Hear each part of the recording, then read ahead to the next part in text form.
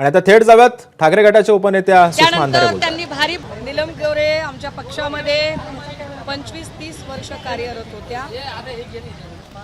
हे फार आवर्जून आणि अत्यंत जबाबदारीने आणि गांभीर्याने नोंदवले पाहिजे की नीलम गोरेंनी त्यांच्या कामाची सुरुवात करताना student federation of India SFI त्यावेळेला उषाताई दराडे या सोबत होत्या. त्यानंतर त्यांनी भारी बहुजन महासंघाकडे उडी मारली. भारी बहुजन महासंघाने त्यांना एक ओळख दिली. 1984ला गुरुदास कामत, प्रमोद महाजनजी या निवडणुकीमध्ये भारीपकडून त्यांना उमेदवारी मिळाली. ती त्यांची पहिली ओळख होती. प्रकाश आंबेडकरांनी एवढा मोठा डायस दिल्यानंतर सुद्धा प्रकाश आंबेडकरांच्या मुळेच नीलम गोरेंना पहिली राजकीय चेहरा म्हणून ओळख मिळाली. परंतु इमानदारी हा शब्दच मुळात, प्रामाणिकपणा हा शब्दच मुळात नीलम गोरे यांच्या शब्दकोशामध्ये नाहीये.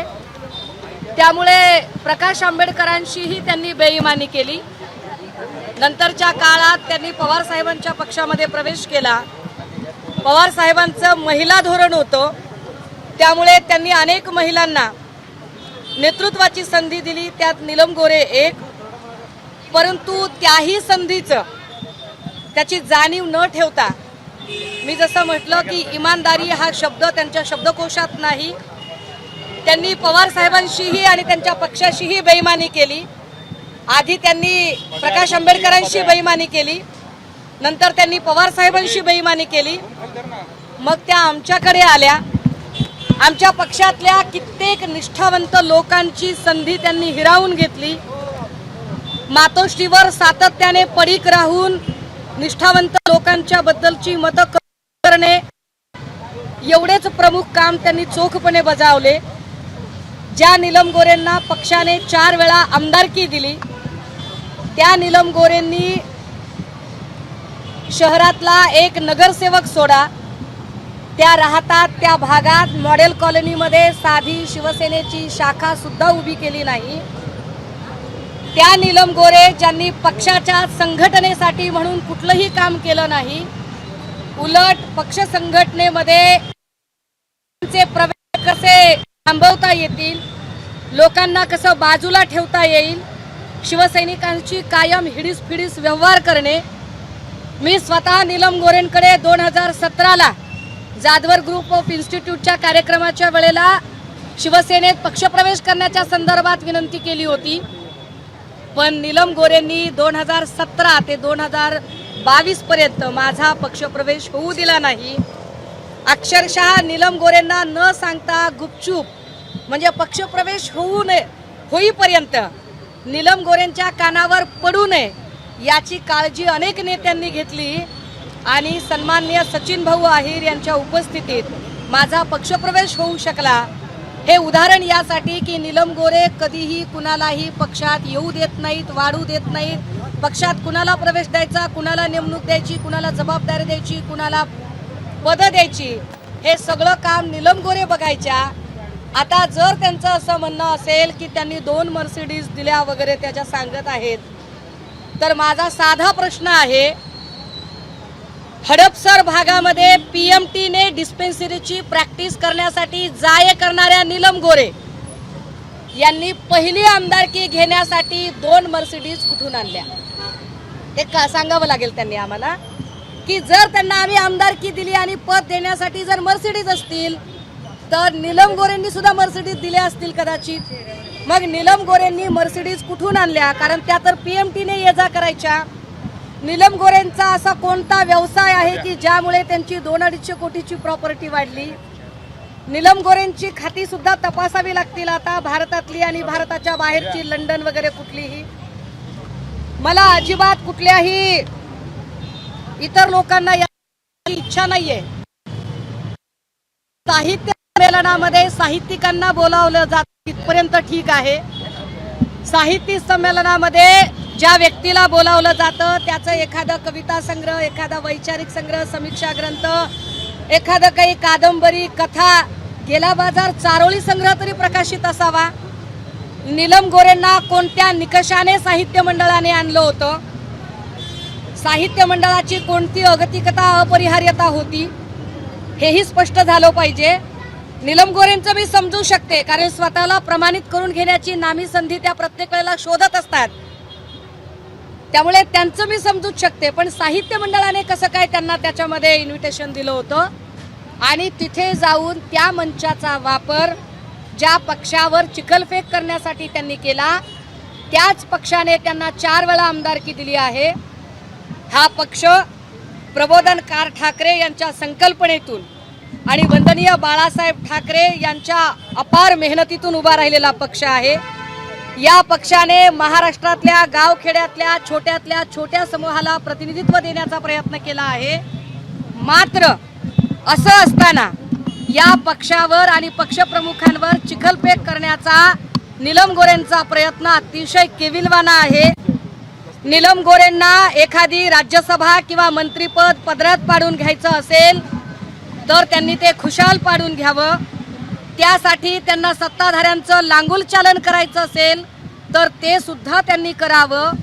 परंतु ते लांगुलचालन करताना प्रबोधनकार ठाकरे आणि वंदनीय बाळासाहेब ठाकरे यांनी जी अत्यंत उदात्त परंपरा जोपासली आहे आणि छोट्यातल्या छोट्या समूहाला प्रतिनिधित्व देण्याचा प्रयत्न जो शिवसेनेकडून झाला आहे, मग तो या कल्पनाताई नरहिरे असतील, खासदार चंद्रकांत खैरे असतील किंवा तुमच्या समोर उभी राहून बोलणारी सुषमा अंधारे असेल, या सगळ्या परंपरेवर घाव घालण्याचा त्यांचा प्रयत्न अश्लाघ्य आहे. त्यांनी पक्षाची आणि पक्षप्रमुखांची प्रतिमा मलिन करण्याचा प्रयत्न केला आहे. सबब मी पक्षाची प्रवक्ता म्हणून, या महाराष्ट्रातला मराठी माणूस म्हणून नीलम गोरे यांच्यावर अब्रू नुकसानीचा दावा दाखल करत आहे. किती रुपयांचा दावा आणि कधी करणार आहे? बघा, नीलम गोरेंसारख्या अत्यंत गडगंज श्रीमंत असणाऱ्या लोकांना पैशाची ददात नाही. एका पदाला 2 मर्सिडीज म्हणजे आतापर्यंत त्यांनी 10 पदं भोगलेली आहेत. म्हणजे जवळपास त्यांनी 18 ते 20 मर्सिडीजचा खर्च केला आहे. आता 18 ते 20 मर्सिडीजचा जर खर्च त्यांनी केला असेल तर पैसा चिकार आहे त्यांच्याकडे. त्यामुळे त्यांनी जी भाषा वापरली आहे, जे शब्द वापरले, त्याचं कॅल्क्युलेशन माझी लीगल टीम करत आहे. माझ्या लीगल टीमकडून त्याचं ड्राफ्टिंग सुरू आहे.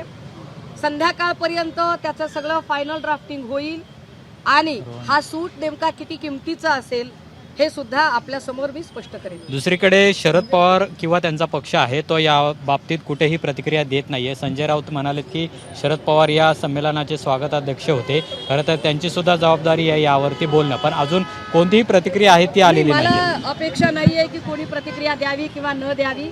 जो दुसऱ्यावरी विसंबला त्याचा कार्यभार संपला. त्यामुळे राष्ट्रवादी काय बोलेल, काँग्रेस काय बोलेल याची वाट बघणाऱ्यांपैकी आम्ही नाही आहोत. मला असं वाटतं की आमची लढाई लढायला आम्ही सक्षम आहोत. ज्यांना त्यांच्यासोबत मंच शेअर करायचे त्यांनी शेअर करावेत.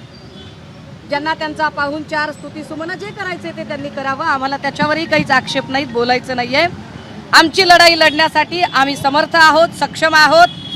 त्यामुळे कोण काय बोलतंय किंवा बोलत नाही हा मुद्दा माझ्यासाठी महत्त्वाचा नाही. शिवसेनेमध्ये भास्करदादा जाधव असतील, नितीन बानगुडे असतील, अंबादास दानवे असतील, सुषमा अंधारे असतील, खमकी लोक आहेत आणि आम्ही पुरेसे आहोत. पण ताई, इंटर पार्टी डिलिंगवरती कायम बोललं जातं. म्हणजे आता त्या मर्सिडीज बद्दल बोलले, आधी एकनाथ शिंदे म्हटले की मातोश्रीवर कसे खोके पोहोचवले जात होते, याबद्दलही त्यांनी नाही. मग याचा अर्थ असा आहे की ह्या सगळ्या लोकांचे हात भ्रष्टाचाराने माखलेले आहेत. उलट माझं असं म्हणणं आहे की जर असे व्यवहार होत असतील, कारण मला तर पक्षात येऊन 2-2.5 वर्ष झाली, त्या 25-30 वर्ष पक्षात होत्या आणि त्या असतानाचा काळ त्या सांगत आहेत. जर त्या असतानाच्या काळात असं काही घडत असेल तर निश्चितपणे त्याच्या लाभार्थी त्या स्वतः असतील. कारण त्यांनी काल म्हटलं की कलेक्शनचं काम एकनाथ शिंदेंवर होतं. त्यामुळे एकनाथ शिंदेला आणि नीलम गोरे या दोघांनाच माहिती असेल की नेमकं किती कलेक्शन झालंय आणि किती नाही. त्यामुळे एकनाथ शिंदेकडे कलेक्शन होतं असं जेव्हा नीलम गोरेंनी काल सांगितलेलं आहे, तर एकनाथ शिंदेची सुद्धा आता ही जबाबदारी आहे की नीलम गोरेंनी सांगितलेलं कलेक्शन किती त्यांच्याकडे आहे, काय काय आहे त्याची टिप्पणं त्यांनी जाहीर केली पाहिजेत. ते असं म्हणाले की ही सगळी घटना जी आहे माझ्या बाबतीमध्ये घडलेली नाही, मात्र मला त्या घटनेचा अनुभव आला किंवा इतरांकडून मी ते ऐकलेलं आहे. नाही, इतरांकडून ऐकून कसं काय तुम्ही बोलू शकता? इतरांनी जर शेण खाल्ल्याची बातमी दिली तर शेण खाल्ल्याच्या बातमीवर त्या शिक्कामोर्तब करणार आहेत का? नीलम गोरे म्हणजे कुणी गल्लीतली लल्लू पंजू बाई नाहीये. नीलम गोरे पक्षाने ज्यांना 4 वेळाची आमदारकी दिली आणि ज्यांना विधान परिषदेच्या सभापती पदापर्यंत पोहोचवलं, अशा एका महिलेकडून आलेलं वक्तव्य आहे. त्यामुळे त्यांचं वक्तव्य इतकं बेसलेस आणि इतकं बेताल असू शकत नाही. त्यांनी त्यांचं म्हणणं सिद्ध करावं लागेल, ते कोर्टात सिद्ध करावं लागेल, अन्यथा नाक घासून माफी मागावी लागेल. शिंदे गटाकडून भाषा वापरली की त्या निर्लज्ज बाई आहेत किंवा नमक हराम आहेत. संजय राऊत असं म्हणाले की मी त्या पदावरती बोललो नाही, व्यक्तीवरती बोललो. एखाद्या महिलेविषयी अशा पद्धतीने शब्द वापरणं, एक लक्षात घ्या, ऐका ऐका, हे असले विक्टिम कार्ड खेळणं बंद करा आणि ह्या सुसंस्कृत भाषा बी बंद करा. त्या मार्कडवाडीमध्ये गोपीचंद पडळकर आणि सदाभाऊ खोतला जेव्हा पाठवलं आणि पवार साहेबांच्या आजारावर आणि त्यांच्या चेहऱ्यावर अत्यंत गलिच्छ भाषेत टिप्पण्या झाल्या, त्यावेळेला फिदी फिदी हसणारे हेच भाजपाई होते ना. त्यावेळेला सुसंस्कृतता आठवली नाही यांना. सुप्रिया सुळे यांच्याबद्दल भिकारचोट शब्द वापरणाऱ्या अब्दुल सत्ताराला मंत्रिपद देताना तेव्हा सुसंस्कृतता आठवली नाही. पूजा चव्हाणच्या बलात्काराचा आरोप असणाऱ्या संजय राठोडला मंत्रिपद देताना सुसंस्कृतपणा आठवला नाही. सुषमा अंधारेबद्दल अत्यंत गलिच्छ भाषेत बोलणारा वाचाळ शिवराळ संजय शिरसाट, त्यावेळेला तुम्हाला सुसंस्कृतपणा आठवला नाही. बात निकलेगी तो दूर तलक जाएगी.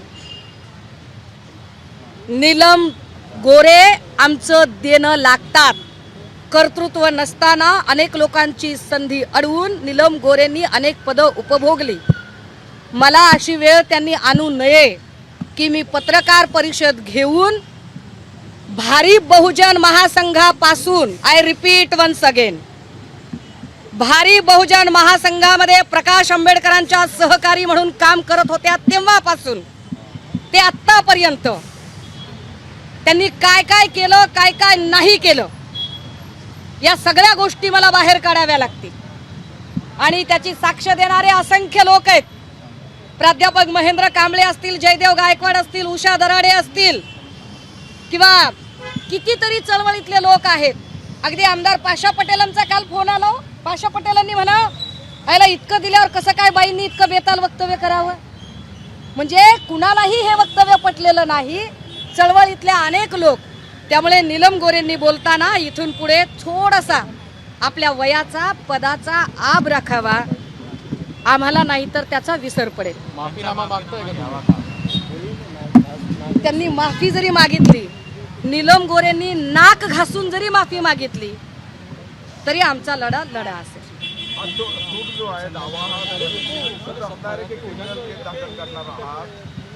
हा आता लीगल टीम सकाळपासून या सगळ्या गोष्टींवरती काम करत आहे आणि लीगल टीमचं फायनल ड्राफ्टिंग माझ्या हातात 4 ते 5 वाजेपर्यंत येईल. तेव्हा मी अजून माहिती माझ्या अधिकृत अकाउंटवरून ही सगळी आपल्यापर्यंत पोहोचवेल. नरेश मस्के असं म्हणाले की संजय राऊतांची मुलाखत साहित्य संमेलनामध्ये झाली नाही, तेव्हा शरद पवारांनी एकनाथ शिंदेचे प्रतिक्रिया संजय राऊतांचा तीर्थपट झालाय आणि त्यावरूनच त्यांनी आजची जी नीलम गोरेंवरती केलेली टीका आहे ती दिसून येतं की संजय राऊतांना राग आलेला आहे. छोट्या मोठ्या उंदरांवर मी व्यक्त होऊ नये. पुढे नीलम गोरे हमारी पार्टी की 4 बार MLC रह चुकी है. नीलम गोरे स्टूडेंट फेडरेशन ऑफ इंडिया, बाद में भारी बहुजन महासंघ, उसके पश्चात राष्ट्रवादी कांग्रेस और फिर शिवसेना में आई थी. नीलम गोरे और ईमानदारी, यह दोनों शब्द इकट्ठे अच्छे नहीं लगते हैं. नीलम गोरे ने हर एक पार्टी के साथ अपनी जिस तरह से अपने बर्ताव का सबूत दिया है, उससे हमें उनसे कोई ज़्यादा उम्मीद नहीं है.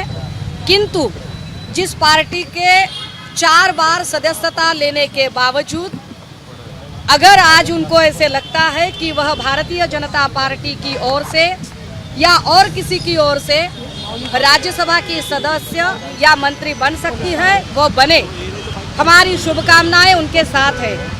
किंतु किसी और पद को पाने के लिए, किसी अन्य पार्टी का लांगुल चालन करने के लिए अगर वह शिवसेना पर कीचड़ फेंकने की कोशिश करेंगी तो उसी कीचड़ में उनका मुंह काला किया जाएगा.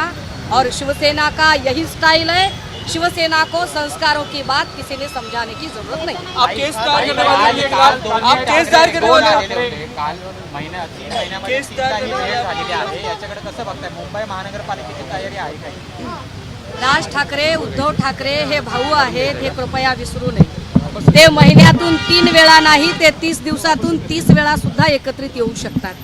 त्यांचं कौटुंबिक एकत्रित येणं आणि राजकीय भूमिका घेणं या 2 वेगळ्या गोष्टी आहेत।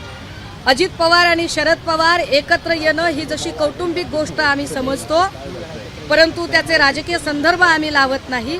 अगदी त्याच पद्धतीने उद्धव ठाकरे आणि राज ठाकरे हे कौटुंबिक नातं म्हणून कितीही वेळा एकत्र येऊ शकतात। राजकीय म्हणून एकत्र येऊ का नाही त्या दोघांनी? अनेक नाही, कार्यकर्ते त्यांनी यावं का नाही हे बघा, त्या दोघांनी यावं का नाही हे ठरवायला ते दोघे प्रचंड सक्षम आहेत। मी माझ्या पक्षाची फक्त भूमिका मांडणाऱ्यांपैकी आहे। माझ्या पक्षप्रमुखांनी काय निर्णय घ्यावा इतकं सांगण्याची माझी प्रज्ञा नाही। एबीपी माझा, उघडा डोळे बघा नीट।